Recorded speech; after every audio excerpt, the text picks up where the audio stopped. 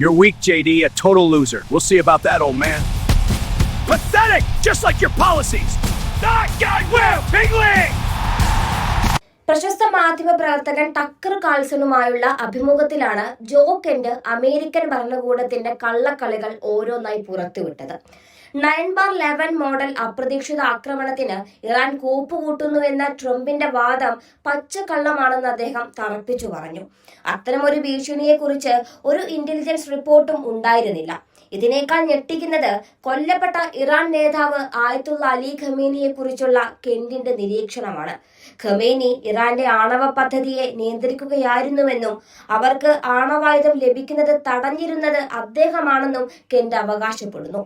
യുദ്ധം തുടങ്ങാൻ വേണ്ടി മാത്രം ട്രംപ് കെട്ടിച്ചമച്ച നുണകൾക്കെതിരെ ശബ്ദമുയർത്തിയ കെന്റിനെ ഒതുക്കാൻ ഇപ്പോൾ FBI രംഗത്തിറക്കിയിരിക്കുകയാണ് ഭരണകൂടം. രഹസ്യങ്ങൾ ചോർത്തിയെന്ന ആരോപണം ഉന്നയിച്ച് കെന്റിനെ നിശബ്ദനാക്കാനാണ് സാക്ഷാൽ അമേരിക്കൻ പ്രസിഡന്റ് ഡൊണാൾഡ് ട്രംപിന്റെ നീക്കം.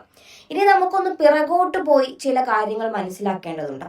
അമേരിക്കയുടെ ഭീകരവിരുദ്ധ പോരാട്ടങ്ങളുടെ ചുക്കാൻ പിടിച്ചിരുന്ന പ്രസിഡന്റ് ഡൊണാൾഡ് ട്രംപിന്റെ വിശ്വസ്തനായിരുന്ന ജോ കെന്റ് ഇന്ന് FBI നിഴലിലാണ്. ഒരു വിദേശ രാജ്യത്തെ തകർക്കാൻ അമേരിക്കൻ ഭരണകൂടം പടച്ചുവിടുന്ന നുണക്കഥകൾക്കെതിരെ വിസിൽ മുഴക്കിയതിന്റെ പേരിൽ വേട്ടയാടപ്പെടുന്ന ഒരു രാജ്യദ്രോഹിയാണോ അദ്ദേഹം? അതോ രാജ്യത്തിന്റെ സുരക്ഷാ രഹസ്യങ്ങൾ ശത്രുക്കൾക്ക് ചോർത്തി നൽകിയ ചാരനോ?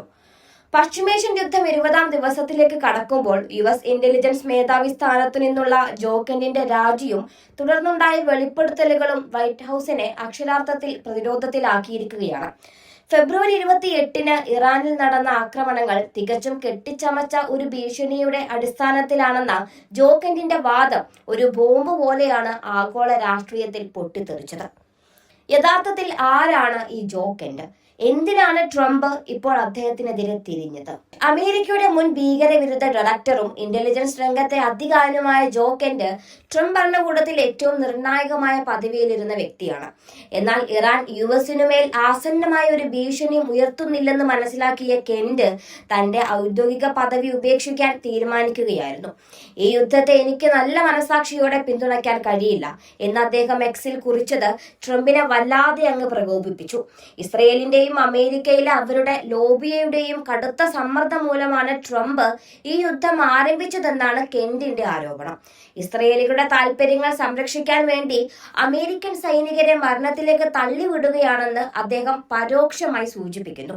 ട്രംപ് നേരത്തെ ജോ കെന്റിനെ പുകഴ്ത്തിയിരുന്നുവെങ്കിലും സത്യം പുറത്തു പറയാൻ തുടങ്ങിയതോടെ അദ്ദേഹം സുരക്ഷയുടെ കാര്യത്തിൽ ദുർബലനാണെന്നും പുറത്തുപോയത് നന്നായെന്നും പറഞ്ഞ് പ്രസിഡന്റ് തന്നെ രംഗത്തെത്തിയത് വല്ലാത്തൊരു വൈരുദ്ധ്യം കൂടിയാണ്. സ്വന്തം സുരക്ഷാ തലവനെ തന്നെ രാജ്യദ്രോഹിയായി ചിത്രീകരിക്കുന്നത് ട്രംപിന്റെ ഒരു സ്ഥിരം ശൈലിയാണോ എന്ന് ലോകം ചോദിച്ചു തുടങ്ങിയിട്ടുണ്ട്. ഇറാൻ ആണവായുധം നിർമ്മിക്കുന്നുവെന്ന വാദം ഉയർത്തിയാണ് ട്രംപ് യുദ്ധത്തെ ന്യായീകരിക്കുന്നത്. എന്നാൽ കെന്റിന്റെ വെളിപ്പെടുത്തലുകൾ പ്രകാരം ഇസ്രയേലിന്റെ ആവശ്യങ്ങൾ നടപ്പിലാക്കാൻ വേണ്ടി മാത്രമാണ് ഈ മഹാമൗനത്തിന്റെ പുകമറ സൃഷ്ടിച്ചിരിക്കുന്നത്. White House press secretary Karoline Leavitt ഈ ആരോപണങ്ങളെ തള്ളിക്കളഞ്ഞെങ്കിലും കെന്റ് പോസ്റ്റ് ചെയ്ത ഔദ്യോഗിക രാജിക്കത്ത് സോഷ്യൽ മീഡിയയിൽ വൈറലായിരിക്കുകയാണ്. ഒരു ഭരണകൂടം തങ്ങളുടെ താൽപര്യങ്ങൾ സംരക്ഷിക്കാൻ എത്രത്തോളം താഴേക്ക് പോകുമെന്നതിന്റെ തെളിവാണ് ജോ കെന്റിനെതിരെ നടക്കുന്ന ഈ അന്വേഷണം. ജോ കെന്റ് എന്ന വിസിൽ ബ്ലോവർ ഉയർത്തിയ ചോദ്യങ്ങൾ ഇന്ന് ഓരോ അമേരിക്കൻ പൗരന്റെയും ആഗോള ജനതയുടെയും ഉള്ളിലുണ്ട്. എന്തിനാണ് യഥാർത്ഥത്തിൽ ഇപ്പോൾ നടക്കുന്ന ഈ യുദ്ധം? ആരുടെ താല്പര്യമാണ് ഇവിടെ സംരക്ഷിക്കപ്പെടുന്നത്? സത്യം പുറത്തു പറയുന്നവരെ FBI വിട്ട് പീഡിപ്പിക്കുന്നത് ജനാധിപത്യമാണോ? സാധാരണക്കാർക്ക് മനസ്സിലാകുന്ന രീതിയിൽ പറഞ്ഞാൽ ഒരു വലിയ സ്ഫോടനത്തിന് തിരികൊളുത്തുന്നതിന് മുമ്പ് അത് തടയാൻ ശ്രമിച്ച ഒരാളെ കുറ്റവാളിയാക്കി മാറ്റുകയാണ് ഇവിടെ യഥാർത്ഥത്തിൽ നടക്കുന്നത്. ജോ കെന്റിന്റെ വിധി എന്താകുമെന്ന് വരും ദിവസങ്ങളിൽ നമുക്ക് കാണാം.